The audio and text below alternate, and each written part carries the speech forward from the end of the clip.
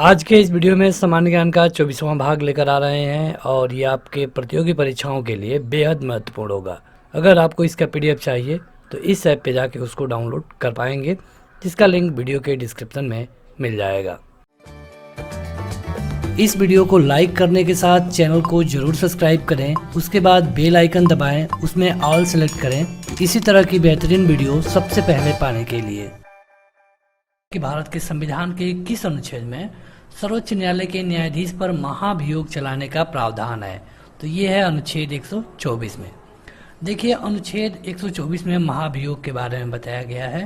तो ये महाभियोग किस पे चलाया जा सकता है, ये भी आपसे पूछा जा सकता है। तो ये हाई कोर्ट, सुप्रीम कोर्ट, इसके अलावा प्रेसिडेंट और इसके अलावा वाइस प्रेसिडेंट पे चलाया जाता है। यहाँ पे महाभियोग चलाने की जो प्रक्रिया है हमने किस देश से लिया है? तो हमने लिया है अमेरिका से। ये कई बार पूछा गया है हमने कहाँ से लिया है, और यहाँ पे हम आपको बताते हैं कि महाभियोग होता क्या है। तो महाभियोग अगर हम बात करें केवल और केवल प्रेसिडेंट के लिए, उदाहरण के लिए, तो प्रेसिडेंट पे महाभियोग चलाने का बस एक ही कारण होता है, संविधान का अतिक्रमण। मतलब कि वो संविधान के अनुसार नहीं चलेंगे तो उन पे महाभियोग चलाया जा सकता है। महाभियोग मतलब ये होता है कि जांच के द्वारा उनको पद से हटाना। जब वो खुद नहीं हट रहे हैं तो उनको एक हटाने की जो प्रक्रिया है उसे महाभियोग कहते हैं। महाभियोग की प्रक्रिया में होता क्या है कि लोकसभा और राज्यसभा में एक बिल पास कराई जाती है स्पेशल मेजोरिटी के साथ। इसको पास होने के बाद मान लिया जाता है कि संबंधित व्यक्ति हाई कोर्ट, सुप्रीम कोर्ट या प्रेसिडेंट, वाइस प्रेसिडेंट पदमुक्त हो गया है। जिस समय उन पे जांच चल रही होगी वो अपना कार्यभार नहीं संभालेंगे, और यहाँ पे जांच शुरू करने के लिए लोकसभा से कम 100 मेंबर के सिग्नेचर होने चाहिए। अगर आप इसे लोकसभा से शुरू कर रहे हैं तब, अगर आप इसे लोकसभा के बजाय राज्यसभा से शुरू कर रहे हैं तो कम से कम 50 मेंबरों के सिग्नेचर होने जरूरी है। ये नोटिस उनको 14 दिन पहले देना जरूरी होता है। 14 दिन के बाद ये कार्रवाई शुरू की जाएगी लोकसभा या फिर राज्यसभा में। जहाँ पर भी शुरुआत होगी यहाँ पे उन्हें अपना बचाव करने के लिए उपस्थित होने का चांस मिलता है। यहाँ पे एक जांच कमेटी बनती है। जांच होने के बाद अगर इसको दोनों सदनों में स्पेशल मेजोरिटी से पास करा दिया जाता है तो मान लिया जाता है कि संबंधित व्यक्ति पदमुक्त हो गया है। आपको यहाँ पे याद रखना है आर्टिकल 124, और ये है इसकी पूरी कहानी। अगला है कि सबसे पहले किस अधिनियम के द्वारा भारत में उत्तरदायी शासन की स्थापना की गई? तो यह है 1919 का भारत शासन अधिनियम। इसको एक और नाम से जानते हैं, Montagu Chelmsford. Montagu Chelmsford reform, यहीं पे डायरकी पहले बार लगाई गई थी। तो यह मॉन्टेगू चेम्सफोर्ड रिफॉर्म कब आया था? तो 1919 में। कई बार नाम से पूछ लिया जाता है। एक रिफॉर्म आया था 1909 में, इसे कहते हैं मार्ले मिंटो रिफॉर्म। दोनों रिफॉर्म याद रखिए, बार बार पूछे जाते हैं। 1919 महत्वपूर्ण है क्योंकि इसी 1919 में 13 अप्रैल को पंजाब के अमृतसर में जलियांवाला बाग हत्याकांड हुआ था। अगला है कि प्राण और दैहिक स्वतंत्रता का संरक्षण किस अनुच्छेद के तहत मिलता है? तो ये है अनुच्छेद 21। अनुच्छेद 21 में मिलता है आपको आपके प्राण और दैहिक स्वतंत्रता का संरक्षण। इसके अलावा कई बार अनुच्छेद 24 के बारे में पूछा गया है। तो 24 में यह है कि किसी भी 14 साल के बच्चे को आप किसी जोखिम भरे कारखानों में काम नहीं करा सकते। अगला है कि संविधान के प्रस्तावना में हमारे देश में कौन सा नाम उल्लेखित है? तो यह है भारत या फिर इंडिया। उसमें लिखा गया है कि हम भारत के लोग, we the people of India. तो वहाँ पे भारत और इंडिया यही शब्द मिलता है, हिंदुस्तान नहीं मिलता है। अगला है कि भारतीय संसद की कार्रवाई में बिना सदस्यता प्राप्त किए कौन भाग ले सकता है? तो ये है भारत के महान्यायवादी, जिनको हम अटॉर्नी जनरल ऑफ इंडिया कहते हैं। ये भारत सरकार का सपोर्ट करते हैं, उनका पक्ष रखते हैं हाई कोर्ट और सुप्रीम कोर्ट में। तो ये जैसे कि संसद में, मतलब कि लोकसभा या राज्यसभा में कोई भी मीटिंग हो रही है तो उसमें भाग ले सकते हैं। आप देखेंगे कि लोकसभा या राज्यसभा में कोई भी व्यक्ति ऐसा नहीं वहां जा सकता जो कि वहां बैठ सकता, क्योंकि जो उसका सदस्य ना हो। लेकिन जो महान्यायवादी हैं वे वहां पे बैठ सकते हैं, भाग ले सकते हैं, चर्चा कर सकते हैं, किसी मुद्दे पे बोल सकते हैं। लेकिन एक चीज ये नहीं कर सकते, और वही क्वेश्चन में आपसे पूछा जाता है, अगर किसी पॉइंट पे, किसी बिल पे वोटिंग हो रही है तो इनको वोटिंग करने का राइट्स नहीं है। और ये क्वेश्चन कई बार पूछा गया है कि महान्यायवादी को ये संसद में तो बैठ सकते हैं, लेकिन क्या इनको वोटिंग करने का अधिकार है? तो इनको किसी भी मुद्दे पे वोट देने का अधिकार नहीं है। अगला है कि भारत के प्रथम राष्ट्रपति के रूप में डॉक्टर राजेंद्र प्रसाद का निर्वाचन किसने किया था? तो ये संविधान सभा के द्वारा किया गया था। ये हमारे पहले प्रेसिडेंट ऑफ इंडिया थे। आगे बढ़ते हैं तो संघात्मक प्रणाली में उठे विवादों को सुलझाने के लिए संविधान में विशेष प्रावधान की व्यवस्था की गई है। इसके लिए सर्वोच्च न्यायालय केंद्र और राज्यों के बीच संवैधानिक झगड़ों के निर्णय का अधिकार दिया गया है। संविधान के किस अनुच्छेद के तहत ये ऐसा किया गया है? मतलब कि केंद्र और राज्यों के बीच का झगड़ा सुलझाने का अधिकार संविधान के किस अनुच्छेद में बताया गया है? तो ये है अनुच्छेद 131। कई अनुच्छेद हैं जो बार बार पूछे जाते हैं, लेकिन अगर आप बात करते हैं आईपीसी की, तो आईपीसी वाले क्वेश्चन खास करके पुलिस और एसआई इस तरह के प्रशासनिक सेवा वाले परीक्षाओं में ही पूछे जाते हैं। 79वां संविधान संशोधन किससे संबंधित है? तो ये एसी और एसटी में का जो लोकसभा और राज्यसभा में सीट है, रिजर्वेशन है, उसको लेकर के 79वां संविधान संशोधन संबंधित है। अगला है कि संविधान के निर्माण की दिशा में उल्लेखनीय योगदान देने वाले उद्देश्य प्रस्ताव का संबंध किससे था? मतलब कि किसने लाया था उद्देश्य प्रस्ताव? तो ये लाया गया था उस समय के अंतरिम प्रधानमंत्री पंडित जवाहरलाल नेहरू के द्वारा। संविधान की प्रस्तावना में वर्णित लोकतंत्र को किस रूप में स्वीकार किया गया है? तो यह है सामाजिक, आर्थिक और राजनीतिक लोकतंत्र के रूप में। भारत का संसदीय प्रजातंत्र किस देश से प्रभावित है? तो जो हमारे यहाँ संसदीय सिस्टम है ये एकदम सेम टू सेम है ब्रिटेन से। केवल राष्ट्रपति वाला जो पद है वहाँ पे एक राजा या फिर रानी होती है। बाकी आप देखेंगे लोकसभा जो कि एक लोअर सेशन है और जो राज्यसभा अपर है, उस तरह ब्रिटेन में भी होता है। अगर इसमें पूछ लिया जाए कि मौलिक अधिकार कहाँ से लिया गया है, तो इसके लिए ये लिया गया है अमेरिका से। मौलिक कर्तव्य कहाँ से लिया गया है? ये लिया गया है यूएसएसआर यानी कि रसिया से। राज्य के नीति निर्देशक तत्व कहाँ से लिए गए हैं? तो ये लिए गए हैं आयरलैंड से। ये सारे क्वेश्चन कई बार आपसे पूछे जाते हैं। आगे बढ़ते हैं। अगला है कि संविधान सभा का गठन किसकी सिफारिश पे किया गया था? तो ये था कैबिनेट मिशन। कैबिनेट मिशन यानी कि लॉर्ड माउंटबेटन ये मिशन लेके आए थे और उन्हीं के आधार पे ये इसका संविधान सभा का गठन किया गया। सबसे पहले इसमें 389 लोग थे, लेकिन बाद में जब पाकिस्तान के लिए अलग संविधान सभा बनाई गई तो इनकी संख्या 300 से कम हो गई। यहाँ पे आपको ये जानना होगा कि पहली बार इसकी मीटिंग हुई थी 9 दिसंबर 1946 को। दूसरी दिन इसकी मीटिंग हुई थी 11 दिसंबर 1946 को। पहले दिन इसके अध्यक्ष थे जो अस्थायी थे, अस्थायी नाम था डॉक्टर सचिदानंद सिन्हा। 11 दिसंबर को जो अध्यक्ष थे ये थे अस्थायी, नाम था डॉक्टर राजेंद्र प्रसाद, जो कि आते हैं बिहार से और ये पहले प्रेसिडेंट भी बनाए गए। भारत स्वतंत्रता अधिनियम को किस दिन ब्रिटिश सम्राट की स्वीकृति मिली? तो ये मिली थी 18 जुलाई को। वहाँ पे पास होने के बाद ही यहाँ पे संविधान बनाने के लिए परमिशन, मतलब यहाँ संविधान तो बन रहा था लेकिन इसको वहाँ के संसद में पास कराया गया। जब भारत स्वतंत्र हुआ तो उस समय ब्रिटेन में किस दल की सरकार थी? तो ये लेबर पार्टी की सरकार थी वहाँ पे ब्रिटेन में। अगला है कि उद्देश्य प्रस्ताव में वर्णित विचारों को संविधान सभा ने संविधान के किस भाग में स्थान दिया? तो यह है प्रस्तावना में, जिसको हम प्रियम्बल कहते हैं। और कई बार पूछा गया है कि प्रस्तावना यानी कि प्रियम्बल में कितनी बार संशोधन किया गया है? तो इसमें केवल और केवल एक बार संशोधन किया गया है। दरअसल जब ये बना तो यहाँ पे कहा गया था कि इसमें संशोधन नहीं किया जा सकता है, जिसको लेकर केशवानंद बनाम केरल राज्य का जो मामला था कोर्ट में गया और कोर्ट ने इसकी सुनवाई करते हुए अंत में कहा कि चूंकि ये संविधान का हिस्सा है इसलिए इसमें परिवर्तन किया जा सकता है, लेकिन इसमें जो भी परिवर्तन आप करेंगे सकारात्मक होना चाहिए। सकारात्मक मतलब कि ऐसा परिवर्तन करना है जिससे ये मजबूत हो, ऐसा नहीं कि जिससे ये कमजोर हो। तो इसमें एक बार अभी तक परिवर्तन भी किया जा चुका है, जिसको हम कहते हैं संविधान संशोधन। और ये हम कर पाते हैं किस आर्टिकल के तहत? तो ये है आर्टिकल 368। अगला है कि किस समिति की सिफारिशों के आधार पर संविधान में मौलिक कर्तव्यों से संबंधित प्रावधानों की व्यवस्था की गई है? तो मौलिक कर्तव्य है सरदार स्वर्ण सिंह समिति के आधार पर इसको ऐड किया गया और ये लिया गया रूस से। याद रखिए मौलिक कर्तव्य लिया गया रूस से, यानी कि उस समय रूस नहीं था, इसको हम USSR बोलते थे, सोवियत संघ बोलते थे। अगला है कि संविधान सभा ने मुस्लिम लीग के बहिष्कार का प्रमुख कारण क्या था। तो संविधान सभा का मुस्लिम लीग ने बहिष्कार किया क्योंकि मुस्लिम लीग चाहती थी कि हमको अलग से संविधान बनाना है, हमें अलग देश चाहिए, और इसीलिए इन्होंने इसका बहिष्कार किया। तो आगे बढ़ते हैं। अगला क्वेश्चन है कि संविधान के अनुच्छेद 72(1) की व्यवस्था के अनुसार कौन मृत्युदंड को क्षमा कर सकता है। तो ये पावर मिलता है केवल प्रेसिडेंट ऑफ इंडिया को, और ये केवल क्षमा ही नहीं, इसकी मतलब सजा में भी, जो सजा का रूप है उसे भी बदल सकते हैं। जैसे कि किसी को मृत्युदंड मिला है तो इसको आजीवन कारावास में बदला जा सकता है, या फिर किसी को आजीवन मिला है तो इसको 20 साल में बदला जा सकता है।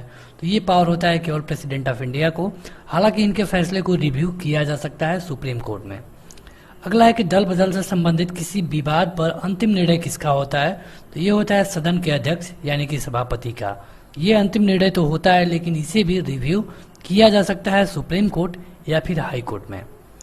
अगला है कि पंचायत के चुनाव कराने के निर्णय किसके द्वारा लिए जाते हैं। तो ये है राज्य सरकार। राज्य निर्वाचन आयोग जो है वो इस तरह का चुनाव कराता है।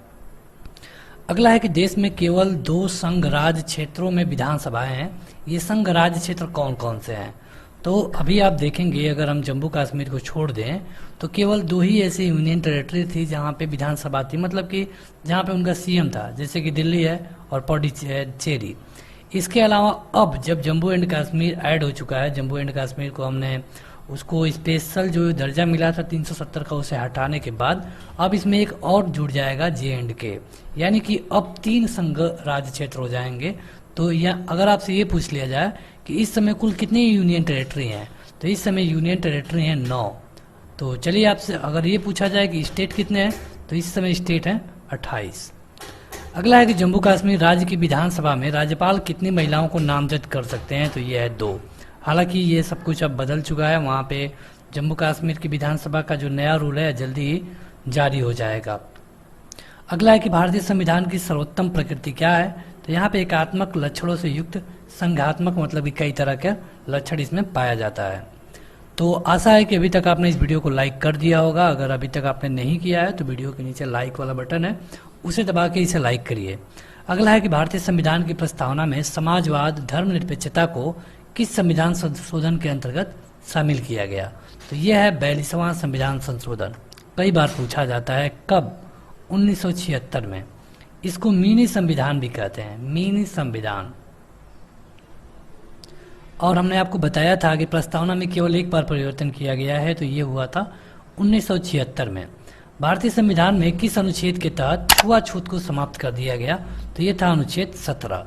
अनुच्छेद 17 में क्या है कि मतलब कि आप किसी भी व्यक्ति से छुआछूत नहीं करेंगे। राष्ट्रपति का अभिभाषण कौन तैयार करता है। तो ये सेंट्रल गवर्नमेंट की जो केंद्रीय कैबिनेट होती है वही इसको तैयार करती है। अभिभाषण कब होता है। तो जब नई सरकार बनती है 5 सालों के लिए, तो उस समय जब लोकसभा की पहली बैठक होती है तो वहाँ पे प्रेसिडेंट का अभिभाषण होता है। प्रेसिडेंट बोलते हैं, लेकिन दिक्कत की बात यह है कि सारा जो लिखा गया होता है वही उनको बोलना होता है, और ये लिखने का काम होता है केंद्रीय मंत्रिमंडल का। अगला है कि संविधान सभा ने किस अनुच्छेद के द्वारा बेगार और बलात् श्रम को प्रतिसिद्ध कर दिया। तो ये था अनुच्छेद 23।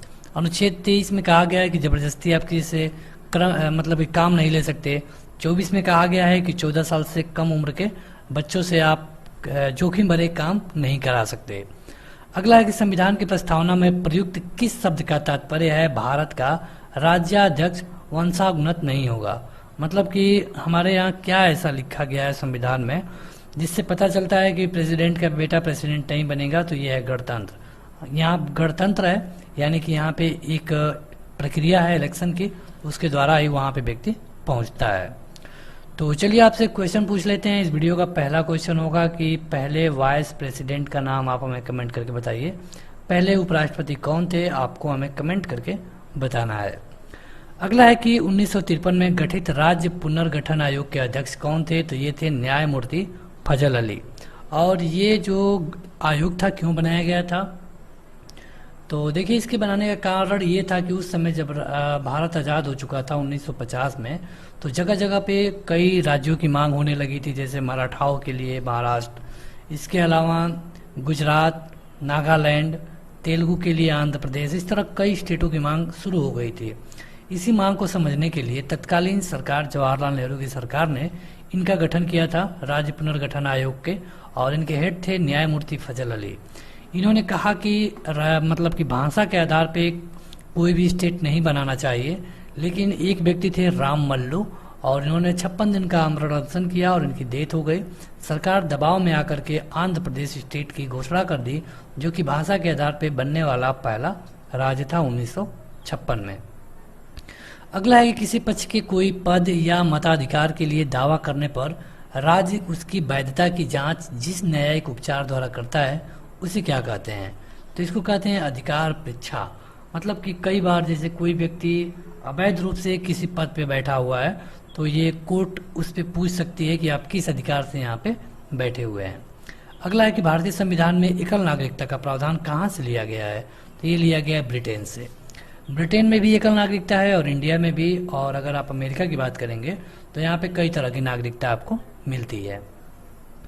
अगला है कि संविधान की 11वीं अनुसूची में पंचायती राज संस्थाओं में सम्मिलित किए गए विषयों की संख्या कितनी है? तो ये है 29। कई बार पूछा गया है कि पंचायती राज को किस अनुसूची में शामिल किया गया है? तो ये है 11वीं अनुसूची। अगला है कि जम्मू कश्मीर भारत संघ का एकमात्र ऐसा राज्य है जिसका कि अलग संविधान है। तो ये अब है नहीं, अब था। तो यह संविधान किस वर्ष लागू किया गया था? तो ये संविधान लागू किया गया था 26 जनवरी 1957 को। दरअसल वहाँ से एक MOU साइन किया गया था कि वहाँ के जो राजा थे उन्होंने कहा था कि अगर आप इसे मानेंगे तभी हम भारत में शामिल होंगे। तो ये उस समय का कहा गया था कि जम्मू कश्मीर का अलग संविधान होगा। हालांकि अभी अभी इसको हटा दिया गया है, तो अब वहाँ पे कोई भी अलग संविधान नहीं है। अगला है कि भारत सरकार ने 1956 में संविधान के किस संशोधन के द्वारा जम्मू कश्मीर को भारत राज्य का प्रांत बनाया था?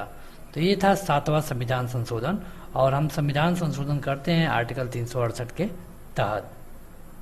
राजभाषा आयोग के प्रथम अध्यक्ष कौन थे? तो ये थे BG खेर, और ये क्वेश्चन कई बार आपसे पूछा जाता है। कई बार पूछा जाता है कि हिंदी दिवस कब मनाया जाता है? तो ये मनाया जाता है हर साल 14 सितंबर को। तो चलिए आपसे क्वेश्चन पूछते हैं, कमेंट करके बताइए कंप्यूटर दिवस कब मनाते हैं? कंप्यूटर दिवस कब मनाते हैं? ये आज के लिए दूसरा क्वेश्चन होगा, कमेंट करके बताइए। हिंट दे दें कि ये बनाया जाता है हर साल दिसंबर में। अगला है कि भारतीय जनता पार्टी की स्थापना 1951 में भारतीय जनसंघ के रूप में हुई थी। तो इसके हेड कौन थे? इसके हेड थे श्यामा प्रसाद मुखर्जी, जो कि आते थे वेस्ट बंगाल से। किसी सदस्य द्वारा सरकार की किन्हीं विशेष नीतियां या फिर कार्रवाइयों की आलोचना के उद्देश्य से लाए गए प्रस्ताव को क्या कहते हैं? तो इसे कहते हैं निंदा प्रस्ताव। जब सरकार के कामों का आलोचना करना होता है तो विपक्ष के द्वारा ये लाया जाता है। अगला है कि भारतीय संविधान की लोक सेवा आयोग का प्रावधान किया गया है किस अनुच्छेद के तहत? तो ये अनुच्छेद है 315। अगला है कि भारत सरकार ने 1956 में संविधान के किस संशोधन द्वारा जम्मू कश्मीर को प्रांत बनाया? तो ये क्वेश्चन रिपीट हो गया है। ये 7वां संविधान संशोधन था 1957 में 26 जनवरी को। CAG के वेतन आदि के न्यायालय के न्यायाधीशों के वेतन आदि के बराबर रखे गए हैं। तो ये जो सुप्रीम कोर्ट का जज होते हैं, सुप्रीम कोर्ट के, उनके बराबर इनको पेमेंट मिलता है। किनको? CAG को। CAG मतलब कि कंट्रोलर ऑडिटर जनरल, जिनको हम कैग बोलते हैं, और इनका काम होता है सरकार के खर्चे को ऑडिट करना। संविधान सभा में किस प्रांत के प्रतिनिधि सबसे अधिक थे? तो ये था संयुक्त प्रांत। संयुक्त प्रांत, और यही आज का है उत्तर प्रदेश। संयुक्त प्रांत आज का उत्तर प्रदेश है, और जिसकी कैपिटल है लखनऊ, जिसको हम नवाबों का शहर भी कहते हैं। और इसके अलावा ये प्रसिद्ध है चिकनकारी के लिए, चिकनकारी के लिए। तो चलिए आपसे क्वेश्चन पूछ लेते हैं। तीसरा क्वेश्चन, हमें कमेंट करके बताइए बुनकर सिटी किसको कहते हैं? ये क्वेश्चन कई बार पूछा गया है, बुनकर सिटी किसको कहते हैं? आप इसका उत्तर कमेंट करके बताइए। अगला है कि भारतीय संघ का राष्ट्रपति किसके परामर्श से कार्य करता है? तो ये होते हैं प्रधानमंत्री प्लस इनकी कैबिनेट। सही उत्तर है कैबिनेट, लेकिन प्रधानमंत्री भी आप कह सकते हैं अगर ऑप्शन में प्रधानमंत्री केवल दिया हो, कैबिनेट ना दिया हो तो, लेकिन सही उत्तर होगा कैबिनेट। किस संवैधानिक संशोधन के द्वारा यह तय किया गया कि राष्ट्रपति मंत्रिपरिषद की राय मानने के लिए बाध्य होगा? तो ये हुआ 42वां संविधान संशोधन, जो कि लाया गया था 1976 में। यहाँ पे इससे पहले अगर आप देखेंगे तो राष्ट्रपति के पास कुछ पावर होते थे, लेकिन यहाँ पे ऐसा संशोधन किया गया कि जो राष्ट्रपति होंगे, जो मंत्रिपरिषद होगा, इसका कहना मानने के लिए बाध्य होंगे। अगर ये इसका कहना नहीं मानते हैं तो उन पे महाभियोग लाया जा सकता है। अगला है कि राष्ट्रपति कितने एंग्लो इंडियन को लोकसभा में मनोनीत कर सकते हैं। तो लोकसभा में कर सकते हैं 2, राज्यसभा में कितने कर सकते हैं, तो 12। ये क्वेश्चन भी कई बार पूछा गया है। अगला है कि पंचायत का चुनाव कराने का निर्णय कौन लेता है। तो ये राज्य सरकार द्वारा निर्णय लिया जाता है और इसको कराता कौन है, तो राज्य निर्वाचन आयोग। निर्वाचन आयोग मत ट्रिक करिए, राज्य निर्वाचन आयोग इसको कराता है। किसने कहा है कि आयरलैंड के राष्ट्रपति की तरह भारत का राष्ट्रपति भी अनुच्छेद 368 के उल्लंघन होने पर संविधान संशोधन पर अपनी स्वीकृति नहीं दे सकता है। ये कहा गया है दुर्गादास बसु के द्वारा। यहाँ पे मतलब कि सेम टू सेम आयरलैंड जैसे है, आपको जो प्रेसिडेंट होंगे उनको केंद्रीय कैबिनेट के कहने पर ही काम करना होगा। जवाहरलाल नेहरू के नेतृत्व में अंतरिम गवर्नमेंट कब बनी थी, तो ये बनी थी सितंबर 1946 में। तो यहाँ पे बने थे प्रधानमंत्री जवाहरलाल नेहरू और गृह मंत्री थे सरदार वल्लभ भाई पटेल, और उनकी एक स्टैचू बनी है गुजरात में नर्मदा नदी के तट पे, जिसको हम कहते हैं स्टैचू ऑफ यूनिटी। तो आज के इस वीडियो में इतना ही। आप इस वीडियो को लाइक करिए और इसके ढेर सारे पार्ट ऑलरेडी अपलोड है, लिंक इस वीडियो के डिस्क्रिप्शन में मिल जाएगा। आप इसका PDF डाउनलोड कर पाएंगे, लिंक भी डिस्क्रिप्शन में दिया जा चुका है। तो आज के इस वीडियो में इतना ही। Thank you.